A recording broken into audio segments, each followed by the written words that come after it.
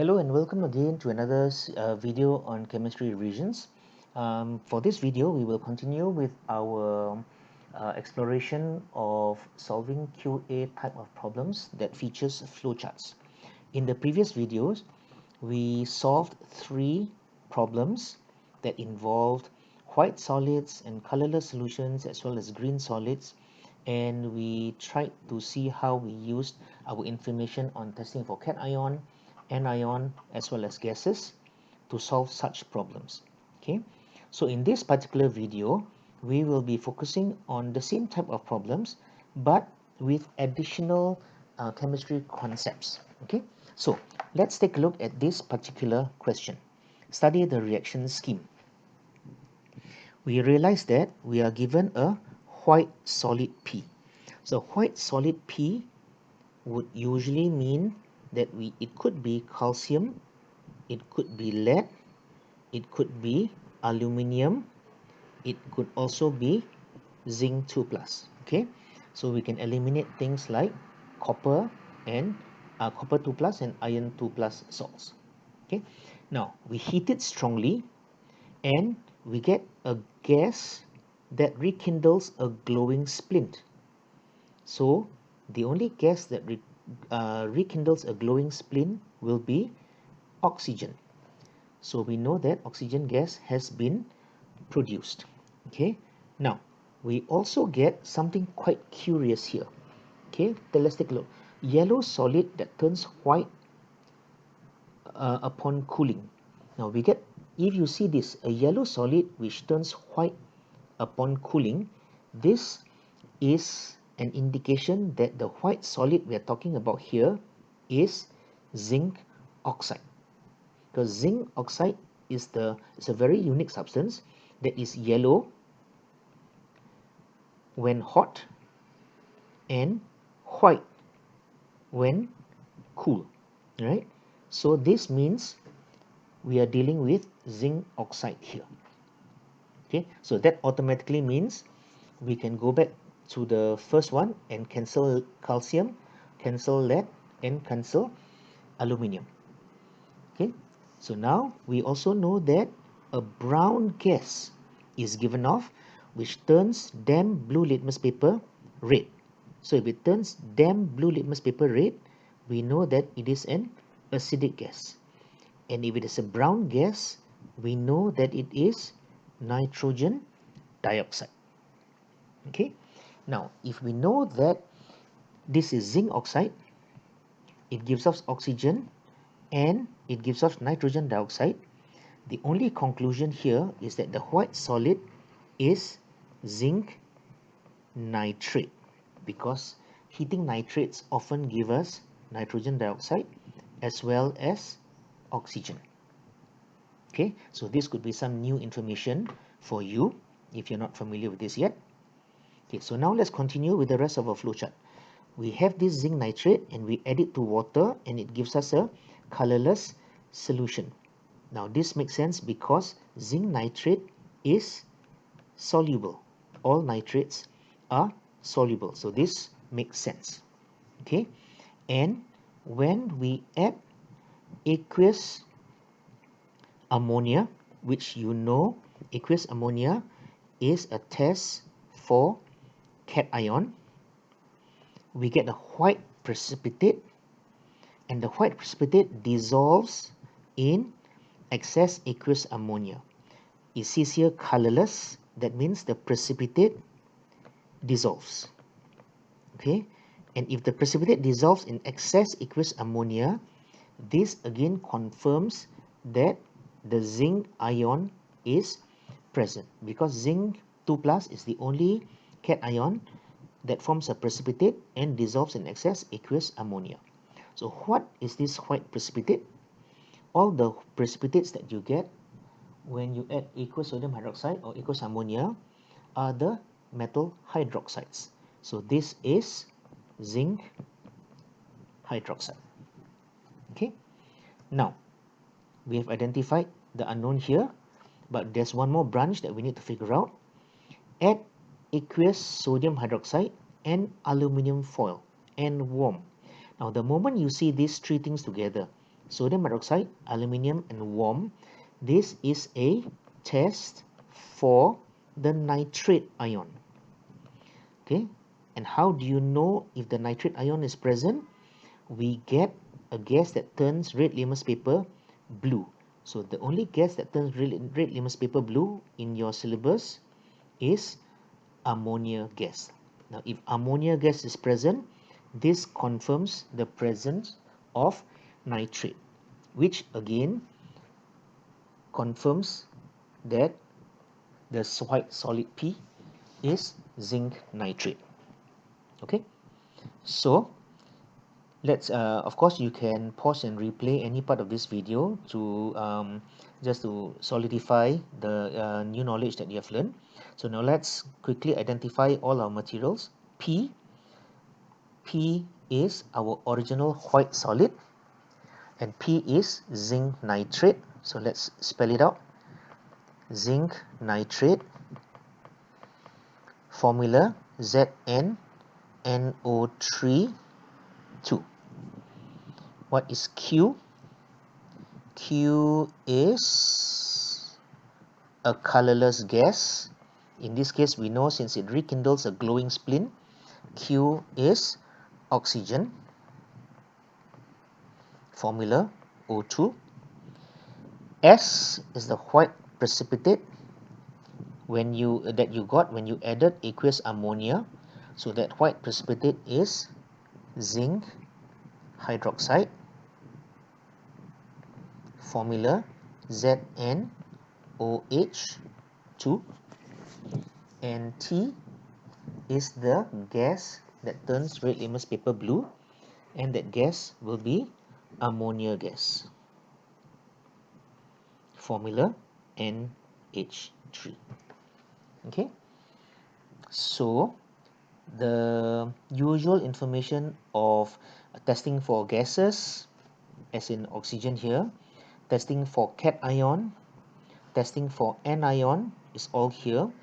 But the new thing that possibly you may not have known is the color of zinc oxide, which is yellow when hot but white when cool, and perhaps the reddish brown gas nitrogen dioxide. Okay, let's solve one more problem before we wrap up this whole section. So let's take a look at this question number 6. Okay, so let's read through. Figure 6.1 describes the reactions of a solution M. M is a pale green solution. Now, from this piece of information, you can actually get two things. First, it is pale green. So we could possibly be looking at iron 2 plus, naturally, because most iron salts are green, but we could also be looking at copper 2 plus. Okay, because some copper salts are actually green in color. Okay, furthermore, we are looking at a solution, so which means we are talking about a soluble salt.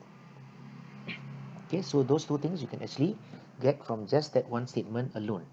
Okay, now when we add aqueous sodium hydroxide, we know that this is actually a test for cation. Okay, and we get a green precipitate insoluble in excess sodium hydroxide.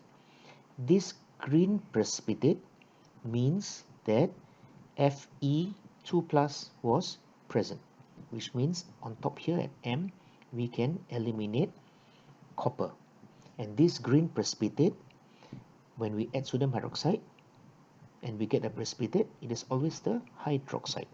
So the precipitate is iron 2 hydroxide. So that is N. Okay, so now let's take a look at what else that we can get. Adding dilute nitric acid and barium nitrate. Now we know that this is a test for which ion? We're looking at the test for the sulfate ion. And how do we know that the sulfate ion is present? We get a white precipitate P, because this white precipitate is barium sulfate. Okay, all sulfates are soluble except calcium, lead, and barium sulfate. So getting a white precipitate when we add barium nitrate indicates that sulfate ion is present.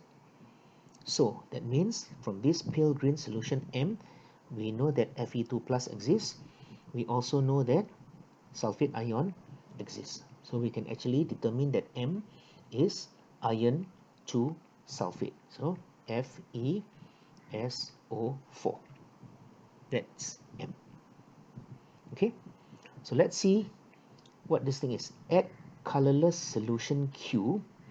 It doesn't tell us what is this colorless solution Q, but you can see that the green solution has turned yellowish brown.